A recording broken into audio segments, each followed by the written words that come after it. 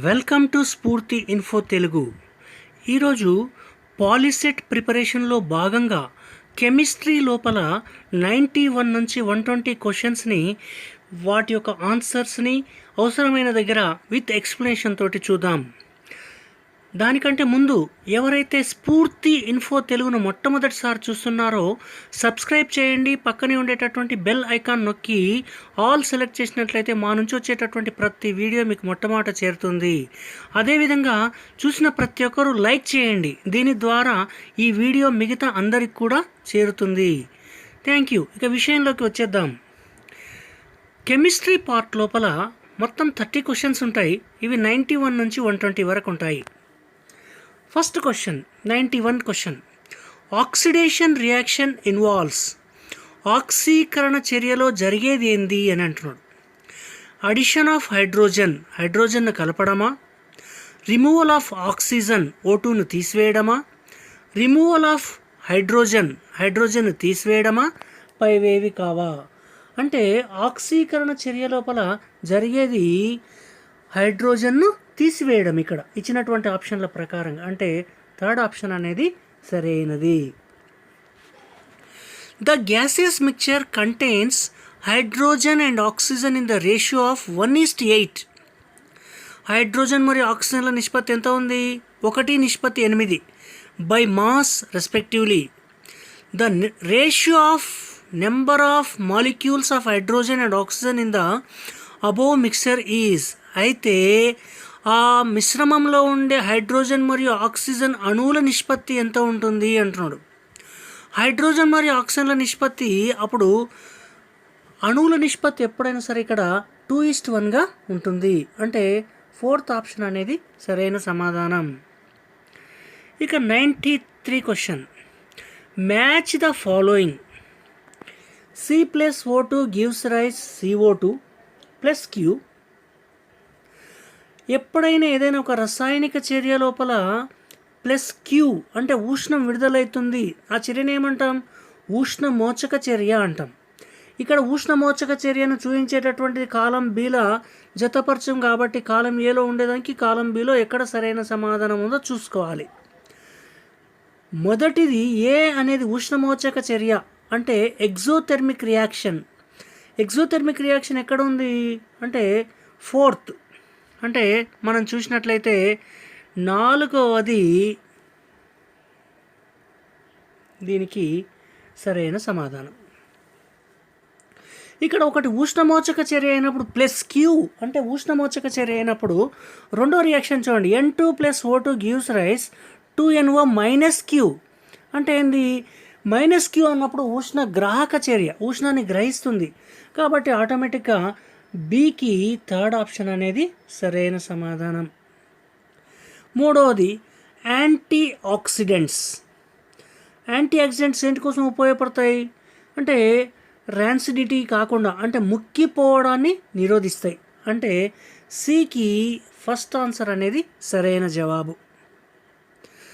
Stainless steel. ఇంకా మిగిలింది ఒకే ఒక ఆప్షన్. మనం ఇక్కడ లాజికల్ థింకింగ్ చేస్తే 3 ఆన్సర్లు వచ్చినప్పుడు 4వ ప్రశ్నకు 4వ ఆన్సరే సరైన సమాధానం. అంటే స్టెయిన్లెస్ స్టీల్ అనేది మిశ్రమ లోహం లేదా అల్లాయ్. అంటే ఏకి 4, బికి 3, సికి 1, డికి 2 ఉండేటటువంటి ఆప్షన్ ఏది అంటే 3వ ఆప్షన్. కాబట్టి ఈ ప్రశ్నకు సరైన సమాధానం 3వ ఆప్షన్ అవుతుంది. ఇక next 94th question. In the reaction 2PbO plus C gives rise 2Pb plus CO2 అంటారు. ఇక్కడ ఈ చర్య అనేది మనం ఏ రకమైన చర్య? కార్బన్ అనేది క్షయకరణం చెందుతుందా? Carbon is reduced. PbO is oxidised.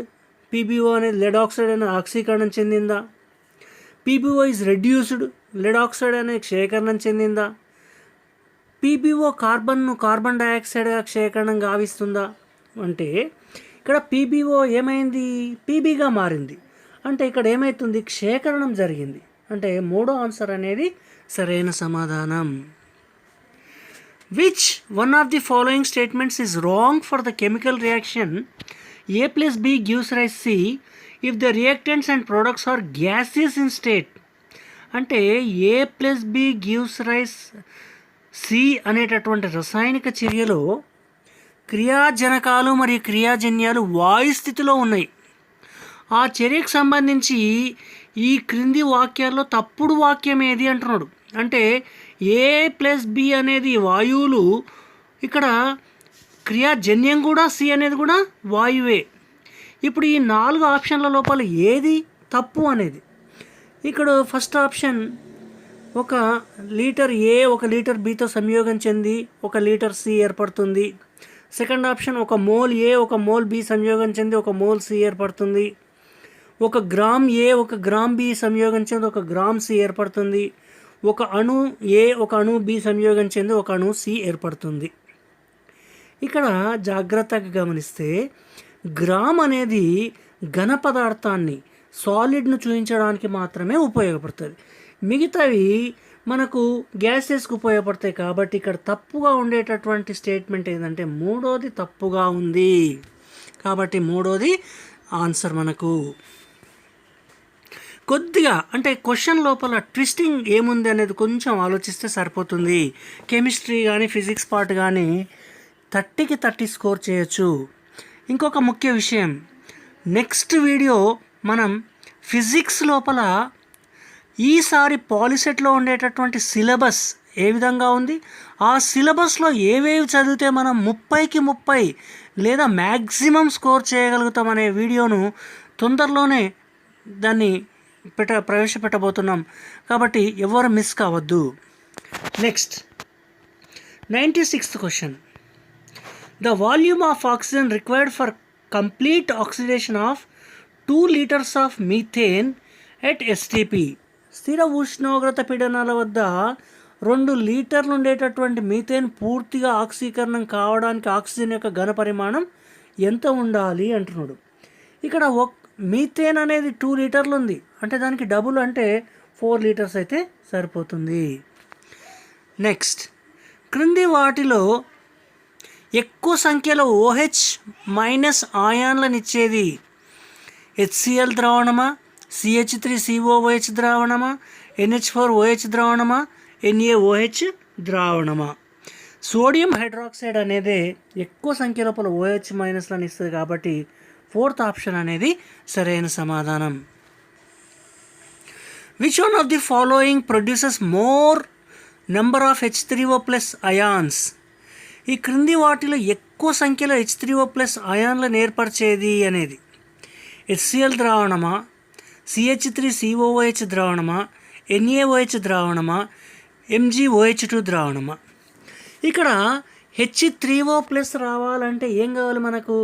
HCl అనేది H2O తోటైనా H3O+ ద్రావణం అంటే మనకు ఆయాన్లు రావాలి అంటున్నాం. కాబట్టి మనకు సరైనటువంటి సొల్యూషన్ ఏమైతే HCl సొల్యూషన్ అనేదే సరైన సమాధానం. క్రింది వాటిలో బలహీన క్షారం ఏది? బలహీనంగా ఉండేటటువంటి weak base. Which one of the following is a weak base? KOH, NaOH, NH4OH, none of the above. అంటే క్రింది వాటి లోపల ఉండేటటువంటి అన్నిటి లోపల వీక్ బేస్ ఏదంటామంటే NH4OH. ఇది వీక్ బేస్గా ఉంటుంది. ఈ క్రింది వాటిలోని ఏ గ్రూప్ మూలకాలను చాకోజెన్స్ అంటారు? 16వ గ్రూపా, 6వ గ్రూపా, 1వ గ్రూపా, 17వ గ్రూపా? అంటే 16వ గ్రూప్ను మనం చాకోజెన్స్ అని అంటాం. Cl- అయాన్లో p ఆర్బిటాల్లో ఉండే ఎలక్ట్రాన్ల సంఖ్య అంటే చిట్ట చివరి ఆర్బిటాల్ p ఆర్బిటాల్ లోపల. ఇక్కడ క్లోరిన్ యొక్క పరమాణు సంఖ్య అటామిక్ నెంబర్ ఎంత మనకు? 17. 17కు ఒక ఎలక్ట్రాన్ కలిసింది కాబట్టి Cl- అయింది. అంటే Cl17కు ఒక ఎలక్ట్రాన్ కలుపుతున్నాం కాబట్టి Cl- అవుతుంది. అప్పుడు 1s2, 2s2, 2p6, 3s2, 3p6. అంటే చిట్ట చివరి పి ఆర్బిటాల్లో లాస్ట్లో ఉండేటటువంటి ఎలక్ట్రాన్ల సంఖ్య ఎంత అంటే 6. అంటే ఫస్ట్ ఆన్సర్ అనేది సరైన సమాధానం. పరమాణువులోని ఏ ఒక్క ఎలక్ట్రాన్ కూడా వీలుపడని క్వాంటం సంఖ్యల సమూహం. The impossible set of quantum numbers for any electron of an atom is. అంటే ప్రధాన క్వాంటం సంఖ్య కానీ, అజిముతల్ క్వాంటం సంఖ్య కానీ, అయస్కాంత క్వాంటం సంఖ్య కానీ, స్పిన్ క్వాంటం సంఖ్య కానీ 4 ఈ ఏ కాంబినేషన్లో ఉండడానికి రాదు అనేది. n ఈజ్ ఈక్వల్ టు ప్రధాన క్వాంటం సంఖ్య అయితే l ఈజ్ ఈక్వల్ టు ఏమవుతుంది, n-1 ఉంటుంది. అంటే n కంటే తక్కువ ఉంటుంది. ఇక్కడ n కంటే తక్కువ ఎల్విలో ఉండేటటువంటిది ఒకే ఒక ఆప్షన్ ఉంది, అది సెకండ్ ఆప్షన్. కాబట్టి అది మన answer. Next 103. Elliptical orbits are introduced by. దీర్ఘవృత్తాకార కక్షలను ఎవరు ప్రవేశపెట్టారు? Bohr, Sommerfeld, Schrodinger, Zeeman. దీర్ఘవృత్తాకార కక్షలను ప్రవేశపెట్టింది మనకు సోమర్ఫీల్డ్. కాబట్టి సెకండ్ ఆన్సర్ అనేది సరైన సమాధానం. O2- యొక్క సరైన ఎలక్ట్రాన్ విన్యాసం ఏది అంటున్నాడు. ఆక్సిజన్, మామూలు ఆక్సిజన్ యొక్క పరమాణు సంఖ్య ఎంత? ఆక్సిజన్కు 8. అంటే కానీ O2- అంటున్నాం. 2- అంటే ఇక్కడ O ఆక్సిజన్కు 8, ఆక్సిజన్ 2- అంటే 2 ఎలక్ట్రాన్లు కలిసినాయి కాబట్టి దాని యొక్క పరమాణు సంఖ్య ఎంత అయితే 10 అవుతుంది. అప్పుడు ఎలక్ట్రాన్ విన్యాసం ఏమవుతుంది? 1s2,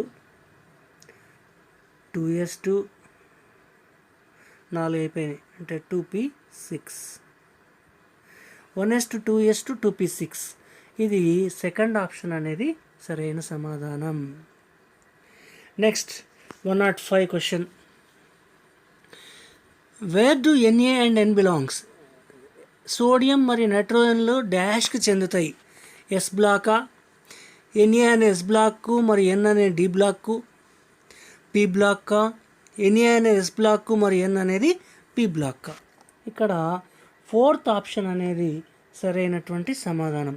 సోడియం అనేది ఎస్ బ్లాక్కు, నైట్రోజన్ అనేది పి బ్లాక్కు చెందుతుంది. కాబట్టి ఫోర్త్ ఆప్షన్ సరైన సమాధానం.